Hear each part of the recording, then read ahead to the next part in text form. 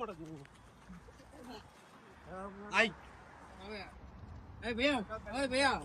ಹೋಗ್ ಭಯ ಹೋಗ್ ಬೆಳೆ ಬೆಳೆ ಹೋಗು.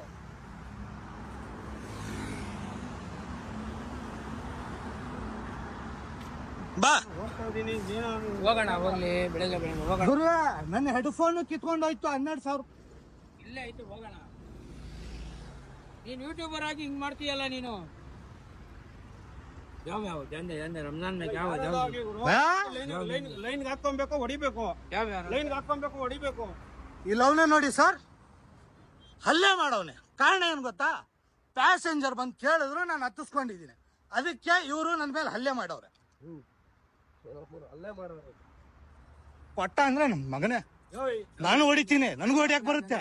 ಆದ್ರೆ ಏನ್ ಗೊತ್ತಾ, ಯಾವ ಜಂದೆ मालूम में से पूरा तुम्हें ऑटो वाला तुम्हें जाओ गया नहीं भैया उन कैसा मारा मुझे छोड़ो जंदे जाओ.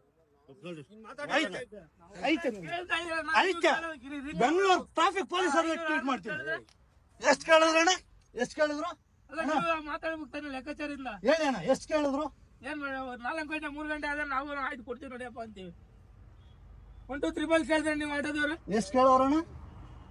ಎಷ್ಟು ಕೇಳೋರು ಹೇಳಿ? 400 ರೂಪಾಯಿ ಕೇಳಿದ್ರು.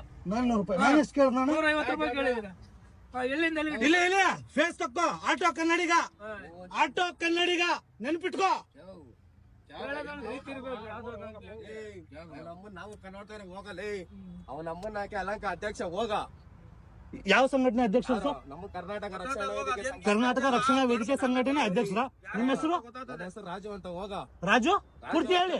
ನನ್ನ ಹೆಸರು ರಾಜು ಅಂತ. ಪೂರ್ತಿ ಹೇಳಿ. ಬರೀ ರಾಜುನಾ? ರಾಜು ಕನ್ನಡಿಗ. ರಾಜು ಕನ್ನಡಿಗ. ನಮ್ಮ ಮಕ್ಕಳು ನಿಂತಾರ, ನಮ್ಮನ್ನ ಹೊಟ್ಟೆ ಮೇಲೆ ಹೊಡೆಯಲ್ಲ. ಯಾರಿಗೂ ನಡೆಯ ನಾವು. ಯಾರ ಹೊಟ್ಟೆ ಮೇಲೆ ನಾ ನೋಡ್ದೆ? ನೀನು ಹೊಡೆದಿರೋದಕ್ಕೆ ಬಂದು ಕೇಳಿದ್ ನಾವು. ಅಣ್ಣ ಎಷ್ಟು ಹಣ ಕೇಳಿದ್ರು ನಿಮ್ಗೆ?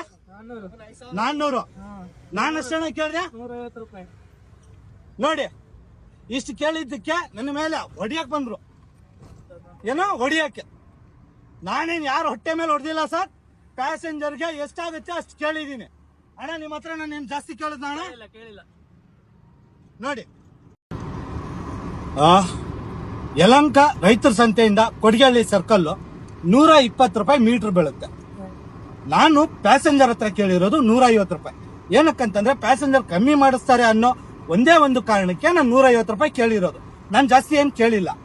ಇದಕ್ಕೆ ಅಲ್ಲಿರುವಂತ ಆಟೋ ಚಾಲಕರು ನನ್ನ ಮೇಲೆ ಹೊಡಿಯಕ್ ಬಂದ್ರು. ಕಾರಣ ಏನಂತ ಇಲ್ಲಿ ಪ್ಯಾಸೆಂಜರ್ ಅವರೇ ಅವ್ರ ಹತ್ರನೇ ಕೇಳಿ. ಅಣ್ಣ ಏನಂದ್ರ ಅಣ್ಣ ನಿಮ್ಗೆ? 400 ರೂಪಾಯಿ ಕೇಳಿದ್ರು ನಾನು ಆಗಲ್ಲ ಅಂತ ಹೇಳಿದೆ. ಅವರು ಇನ್ನೊಂದು ಆಟೋ ಬರ್ತಾ ಇತ್ತು, ನಾನು ಕೇಳ್ದನಿಕ್ಕೆ 150 ರೂಪಾಯಿ ಬರ್ತೀನಿ. ಆಯ್ತು ಬನ್ನಿ ಸರ್ ಅಂತಂದ್ರೆ ಇವಾಗ ಗಲಾಟೆ ಆಗ್ತಿದೆ. ಇವಾಗ ಒಬ್ಬ ಸಾಮಾನ್ಯ ಕೂಲಿ ಮಾಡೋಂತ ವ್ಯಕ್ತಿ, ಅಣ್ಣ ನೀವು ಎಷ್ಟಣ್ಣ ದುಡಿತೀರಾ ಒಂದ್ ದಿನಕ್ಕೆ? ಡೈಲಿ 1000 ದುಡಿತೀವಿ ನಾವು, ಅಜ್ಲ ಅನ್ನಲ್ಲ.